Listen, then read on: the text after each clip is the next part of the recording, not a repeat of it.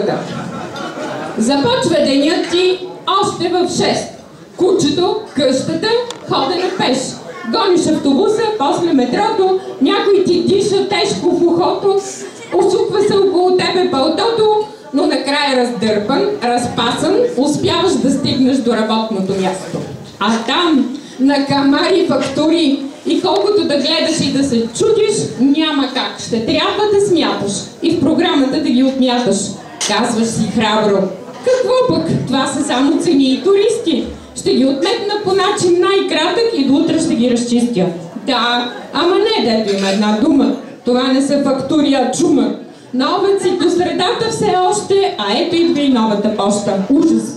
Затова за утеха решаваш да хапнеш 2-3 стека, малко салата, малко кафе, кифлички, тортички, една-две и така унесен в наслада. Забравяш фактури, забравяш програма и не виждаш, че за награда качваш поне 5 килограма.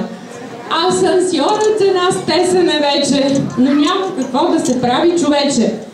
Но това са бели кахъри, когато стане ти ясно, че идват фактури напълно празно. Няма другаде такъв феномен. Трябва да станеш супермен. Ръководството обаче си знае, че за да вървят както трябва нещата, не мъжът, а търсете жената. Вечерта се каниш да тръгнеш към 6. Мислиш вече за вечеря и секс, но не дей да теиш надежда на празно. Все още пред тебе е пълното празно. И така с колежката Мери, всяка както може и както намери, бори се често на празно да се справи с пълното празно.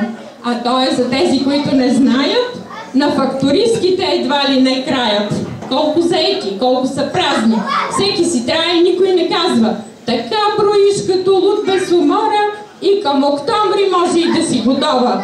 Но пък излизаш от летния сезон, готова за бой и по-яка от слон. Такава закалка от сега да е ясно, получаваш само на пълното празно. И мъже, много не се бавете, жени от 6-ти етаж си търсете. Ето давам и точен адрес. Генерал Бурго 64, фирма Солбекс.